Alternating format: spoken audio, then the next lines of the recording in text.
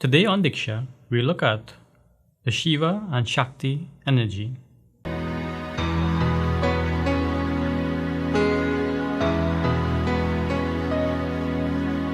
Now, those of us who follow meditation and the idea of, let's say, Kundalini energy are aware of the principle of Shiva and Shakti. Now, Shiva and Shakti are two deities in the Hindu pantheon, but it is also representative of particular energies in the universe. So it is understood that Shiva is the, let's say, the causal will of the universe, or the causal aspect of the universe. And Shakti is this energy. So in, let's say in Sanskrit, Shakti is equal to energy by definition. Now, let's say, following logic, what a lot of people do is pray to Shiva, or let's say pray to Shakti in terms of the embodiment of energy and in terms of the causal aspect of the universe. But one must realize that energy is a part of nature. So in terms of the aspect of, let's say, what we know as the world around us, energy is everywhere. So sound is energy, light is energy, heat is energy. Even solid matter is, let's say, a dense form of energy. So we understand that energy makes up everything around us. Even thought uses energy as fuel, but even the thought process can be measured. It can be measured because the energy signature has been identified. So what we are doing is we are measuring the energy waves that happens with thought. My whole point to this is quite simply that energy is everything. So do I mean that Shakti, or the energy of the universe, is everything and that there is no Shiva? The idea of Shiva is the causal aspect of the universe, or the causal side of the universe. And what we must understand, for example, in a very practical sense, is that there's cause and there's effect. So there's a cause for something happening, and then there's the event of something happening. So what I mean quite simply, if something is, let's say, if I fall down, so I as a person standing and I lose my balance and I fall down, then one must ask, well, what caused me to fall down? What was the reason? And the reason for me falling down might be, let's say, I may have lost my balance. So very simply, I shifted from a state of being in balance or equilibrium or centered, and was thrown off center, and so I fell down. Scientifically, there's the center of gravity of any particular object, and so if an object is thrown far enough out of the center of gravity, it finds its new center of gravity, which is always straight down.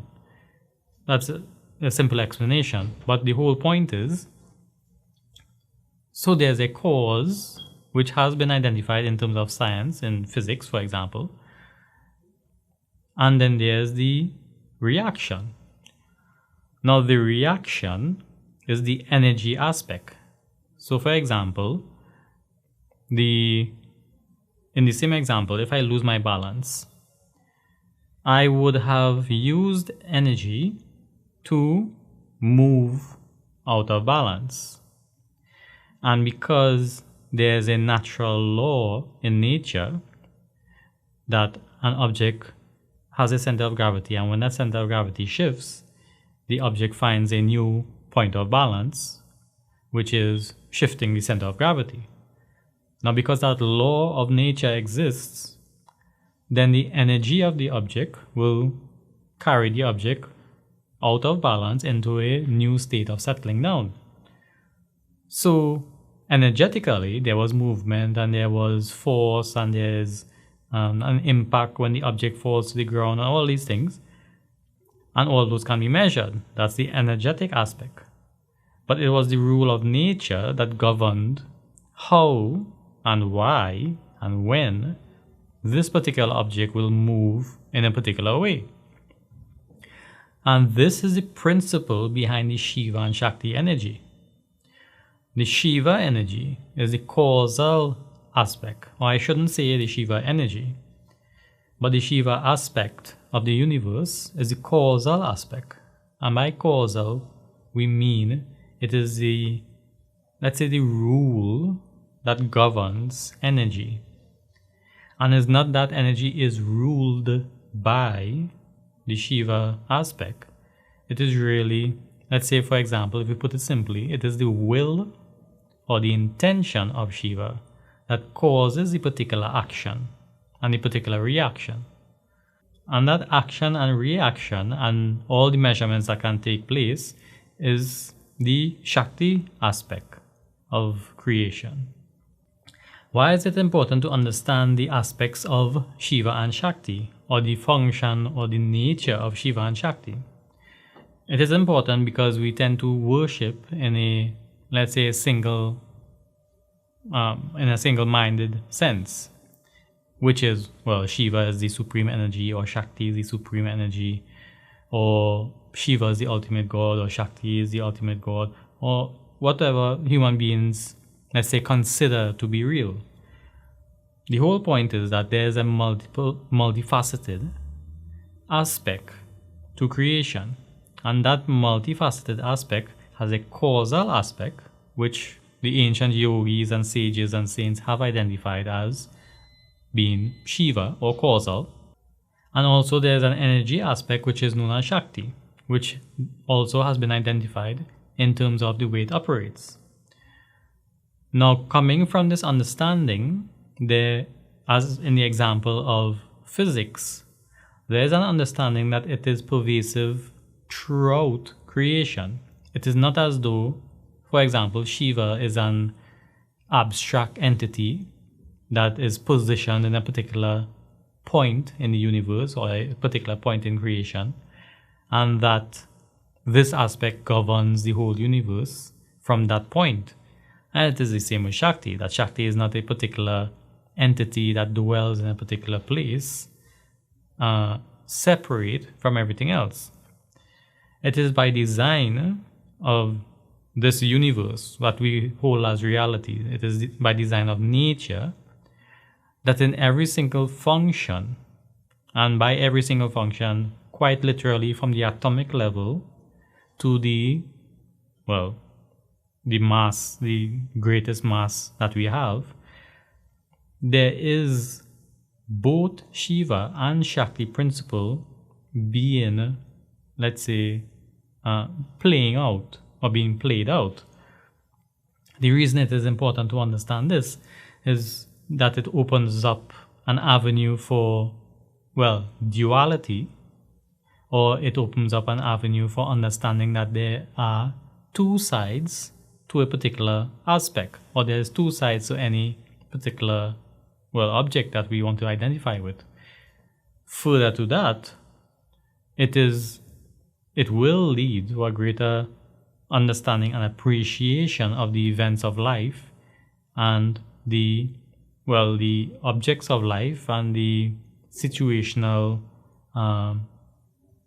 let's say, occurrences that happen, because when there's the understanding of a Shiva aspect being acted out and a Shakti aspect being acted out, then there's the understanding that, well, what we hold as God acts in every single moment. It is never, let's say, a person or an entity that is so separate that we must, let's say, pray for them to be with us. The reason this is important, or to identify to or reach to this conclusion, is that, well, it opens up an avenue for, let's say, purity of thought and purity of mind and purity of action. In that, when we, in the same way, in the physics example, when center of gravity is understood, then we have the design of skyscrapers, and we have the design of, let's say, automobiles and transportation. We have the design of buildings, like houses. We have the design of objects like chairs and tables, because we understand the aspect of balance and the center of gravity. Probably not so much as the physicists, but a simple grasp of balance will help anyone design, let's say, a piece of furniture or a structure, a building.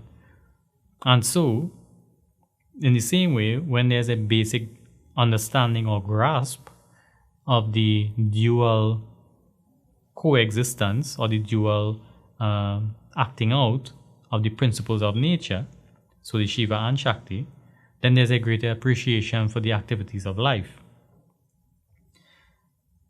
So that's a simple point that I want to make today concerning the aspect of Shiva and Shakti, in that it is a principle of nature that there's a dualistic aspect.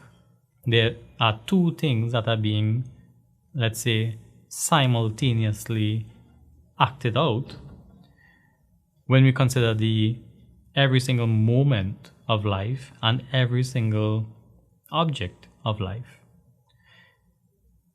And understanding this and appreciating this will lead to probably not what we imagine as a happy life, but we may begin leading a contented life, understanding that, well, what we consider to be God is acting out in every single moment of our life.